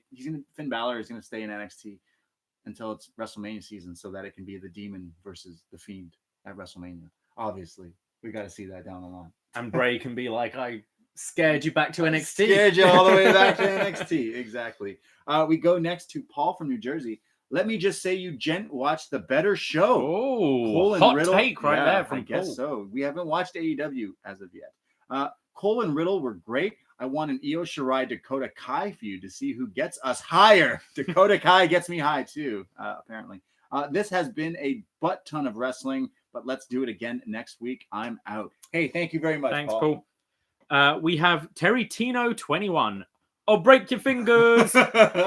Awesome show tonight. We got the best show on TV, gents. Yes. Incredible show tonight. My highlight was the return of Ciampa. Got goosebumps. I have to say, him just even standing there is like, man, cool. Everyone likes a good comeback story. If you haven't checked it out, go on his Twitter because he's been releasing all these cool videos. Yeah. He's had a YouTube channel out as well, where it seemed quite obvious recently that his return is imminent. Yes. He was also wearing a new T-shirt. It was cool. No one will survive. I will say, I've been a nerdy wrestling team fan, and I would buy wrestling shirts all the time. And I will say that my favorite pro wrestling shirt, like in years, is it's not the one he's wearing tonight. It's the original Black Heart shirt. I wear this shirt all the time, and I have people coming up to me thinking it's a band shirt all the time. So there's a new one here, the WWE shop one. It says "I will not survive" all over, and it's cool, but it's no Black Heart. We talk about people's Twitter game. Yeah, I think Ciampa's got the T-shirt game down. This one I'm wearing right now. You're wearing another Black Heart one. It's the Black Heart face, but like ripping through. Yeah, it's really cool. Even his WWE ones with the playing cards has been pretty cool. Yeah, it's cool. He knows how to T-shirt. Yeah, he does. We go to Luigi Peppercorn. Lovely name. What an interesting beautiful name. He says, hey, dudes, I watched both AEW and NXT simultaneously and thought NXT was the better show. Not to say AEW was bad, but it was very good. But this show was simply better. The opening title match was one of the best matches of the year. Gargano Thorne ruled, and the main event was fantastic. Who would have guessed Finn would have returned? Also, absolutely wild surprise. And, of course, the big surprise to close with Ciampa returning. No matter what show you watched, you got good stuff. Love, Luigi. Luigi, number one. Hey, have you played the Mario Kart on the phone? Oh, yeah, it's good. I heard like it's free for now, but then you got to pay for it later. I think it's something like free for the first bunch of people or whatever. I don't know. Can you fight your friends on it? I think so. I'm going to beat you in it. Go for it. Sorry, were you a finalist at the Takeover Tailgate Mario Kart tournament? I was saying it to be cheeky. Blah. Everyone needs a redemption story, right? Mystery. Very surprised Shayna retained, but whatever. I feel like with Io winning against Mia Yim tonight, she's been built up to replace Shayna soon as top heel, if she hasn't eclipsed Shayna already from a fan's perspective. I feel like having swapped between AEW and NXT, that NXT had the more consistent show tonight in the ring. Very excited for the return of Balor and Ciampa as well. Also, Mia apparently doesn't learn because she wants another shot at Io Shirai despite losing clean. Also, Io's moonsault is incredibly brutal but still clean looking. I also decided to look at the watch-along that WWE was airing, and they had Keith Lee on when Mia Yim lost. Ouch. Yeah, I thought Mia Yim looked good tonight. She keeps improving. So are we going to have another video of Yim going up to Regal and be like, I want a rematch. He's like, fuck off. Mia, you fucking lost again. Like, piss off. He's like, give me someone. He's on his phone. Give me someone. Anyone. Just call anyone. We go to Eva from London. Shayna superfan. The Shayna superfan. Get this. Hashtag and still your NXT Women's Champion. Good stuff all around, except for the picture-in-picture wrestling during the commercial. It was too small for me to make out. Excellent opener with Riddle. Cole nearly fell out of my bed when Balor's music hit. Gargano Thorne was solid, but Gargano finished matches with that move before. Yes. We've seen him finish with that. I was so pissed when I realized the women weren't main eventing, but with the Ciampa return, I now see why. But they nevertheless put on a fantastic match. Shayna put Toronto with Mia Yim in their rear view and not only gave me the pleasant surprise of retaining, but doing so clean. That's 2 successful defenses in a row without interference. All hail Queen of Spades. Tag team match delivered by all 4 guys. Ciampa brought the house down just by coming out. Cole and Ciampa versus Cole. Oh wow! Here's a prediction here from them. Cole versus Ciampa versus Balor at War Games. Take my money now. Either that, or can you see a Balor versus Ciampa match to set it up? Whoa, that'd be wild. Yeah, that would be really wild. Question: who does Shayna face next in her quest to break Asuka's record as champ? Thanks for putting up with my feedback. Keep the great work up. BD. Sincerely yours, E. Nice. Yes. I think Shayna should fight Io Shirai. Simply because Io Shirai. Do that feud again? Yeah, I need to see that now that she's heel there. Yeah, definitely go for it. We have WrestlingGram. I was a couple of months away from existing when WCW went under, so this night was so fucking exciting. Both shows were highly enjoyable in my opinion, and hopefully both companies thrive long term. Hashtag power of positivity. Yes, I agree. Stay positive. We go to Ken from the internet. Cole versus Riddle was straight fire. Hell of a way to open a show. Only to have the Demon King himself return home. Cole versus Balor. You can't take my money fast enough. Dream keeps improving on the mic. I'm glad to see he's moved on from another couch. Maybe make sure that's fireproof this time. I love the way he ends his solo promos with the Dream over. More of this. I found it interesting. The Cruiserweight title is now the NXT Cruiserweight title. Wow, I didn't even realize I didn't spot that. Very, very good catch. I think Io Shirai likes to hurt people. If there's something wrong with me, then I think it's okay for her to hurt me. Yes. Moving on. Yeah, I could go into depth about things like that, but I will not. Davie, serious question. Do Brits really hate fingers? Yes, they suck. Or people with a handful of fingers? I saw you for a split second at All In during John and Way's live podcast. I felt bad for not saying hi and wishing the best for Braden. I believe he was sick that Saturday, if my memory serves me right. Sick, yeah. When was this? Oh, in All Out in Chicago. Yeah. Oh, you see, Four Loco is a dangerous game to play. We don't have Four Loco here. I'm just having memories. David just remembered that I'm not bringing it up on the show. Me and David that will be an NXT World Title exclusive one day. me and David found this 4 a.m. like club essentially outside Chicago. Oh God! And we ended up going there and then making it to the 7-Eleven before they stopped serving alcohol. And I bought Four Loco and Twisted Tea. Mistakes were made. Bad day. Mistakes were made. Thank you for and anyone who ever runs into us. Definitely say hi. We love meeting any listeners. We love it. We love it with you guys. Would you have snapped his finger? Is what he's asking. Yeah, his fingers suck. British people hate fingers. Everyone knows this. And that's our feedback for the night. So forum.postwrestling is where we post that. But that's it. That's NXT tonight. The Wednesday Night Wars. Wednesday Night Wars. Oh, wow. Incredible. So now we're going to go watch AEW. We are indeed. But hey, get this. If you join our Patreon, maybe tomorrow we'll do a little show on our thoughts on AEW. Yeah. So again, if you want to help support us, the BDE UpNXT, you can go to patreon.com/UpNXT. We have a 205 tier. Yes. For $2.05. You can just throw a little thank you to us. We'll send you a video message saying thanks for supporting us. If you just like listening to UpNXT, which is still free every Wednesday, postwrestling.com and everywhere you get your fine podcasts. But if you're a North American tier for $5 a month, you get all our exclusive. You get some exclusive shows, including Was Next. There's a bunch of shows up already. I think we've got about 5 or 6 shows already up there that you can check out. We had some great feedback for our stuff so far too, and stuff. But then there's the NXT World Tier, $25, which is asking quite a lot. And for some reason, people have decided to do this, and I can't thank you guys enough. You get a lot of exclusive shows, including what we just released Behind the BDE. We were preparing for the Wednesday Night Wars. We're going to do some more of those for our World Tier champions. We just feel like recording podcasts for you, then we do it. We're roommates, so we basically can record whenever the hell we want to. And that's kind of really awesome. So just like we did this live on our YouTube, which is... BDE official. Yeah, after NXT, we're going to be going live on our YouTube. So if you're watching us right now, and shout out to everyone who stays up late with us, we do that as well. So we'll watch NXT and then we'll go live on YouTube. But at the same time, we're recording this right now for the podcast. So we're smart like that. So thank you for anyone who joins us live on the YouTube. Thank you for anyone who listens to us on our podcast.